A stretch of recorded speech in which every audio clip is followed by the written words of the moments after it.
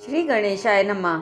श्रीमद् भागवत गीता का 5वां अध्याय कर्म संन्यास योग। अर्जुन बोले, हे कृष्ण, तुमने पहले कर्मों का त्याग करने को कहा, फिर कर्म की प्रशंसा करते हो।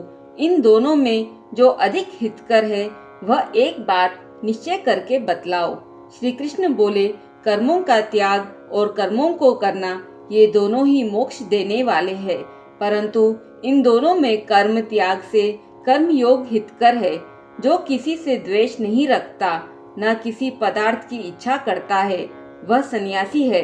ऐसे पुरुष संसार के बंधनों से छूट जाता है।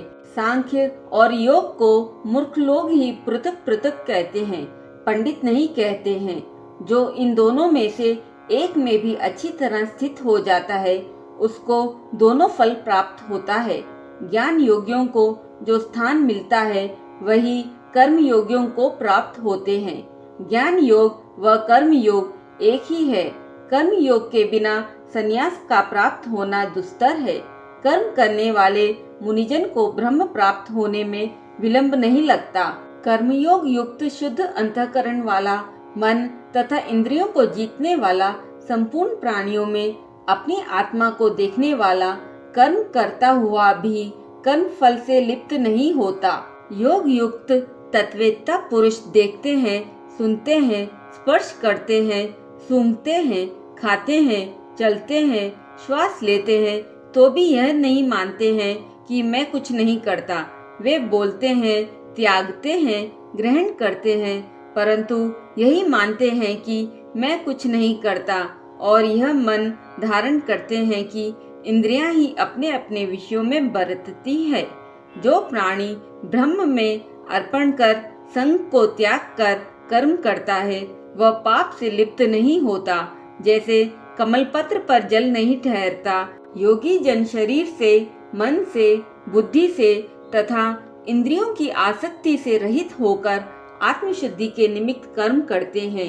योग युक्त पुरुष कर्म फल त्याग कर मोक्ष रूप शांति का लाभ करता है, और जो योग रहित है वह कर्म की इच्छा के बंधन में पड़ जाता है। सब कार्यों को मन से त्याग करके प्राणी इस वन द्वार इंद्रियों की देह रूपी पुरी में न कुछ करता है और न करता हुआ आनंद पूर्वक रहता है।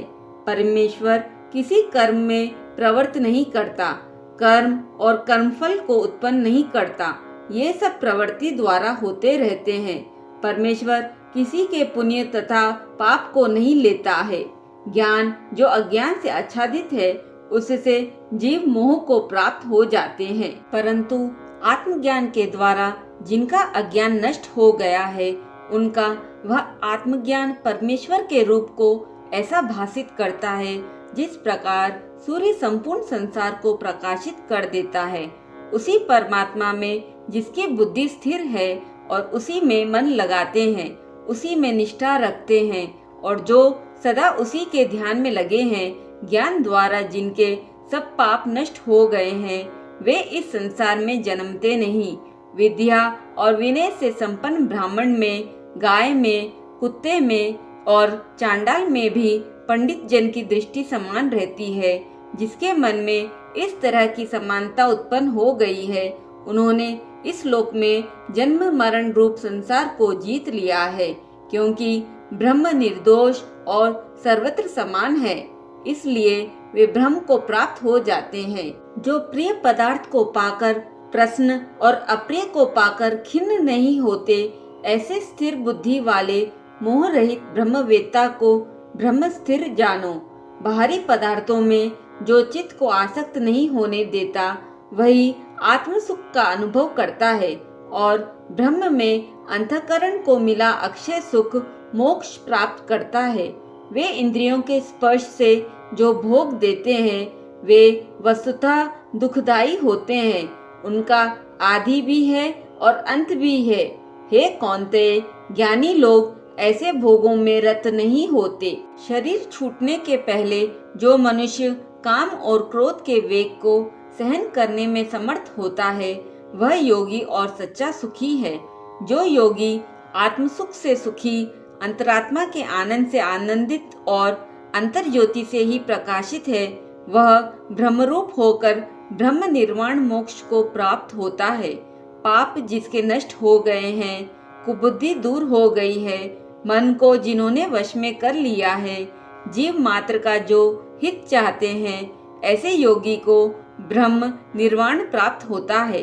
काम तथा क्रोध जिनमें नहीं है, मन के वेग को जिसने रोक लिया है, ऐसे आत्मज्ञानी योगियों को ब्रह्म निर्वाण सहज ही प्राप्त होता है। बाहरी पदार्थों के संयोग से अलग रहकर दोनों बोहों के बीच में दृष्टि लगाकर नासिका के भीतर चलने वाले प्राण अपान वायु को सम करके इंद्रियां, मन और बुद्धि को वश में करके इच्छा, भय तथा क्रोध को त्याग मोक्ष की इच्छा करने वाले योगी जीवन मुक्त है।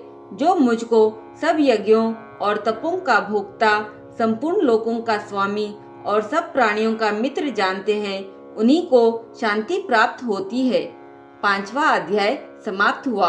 बोलिए राधा कृष्ण की जय।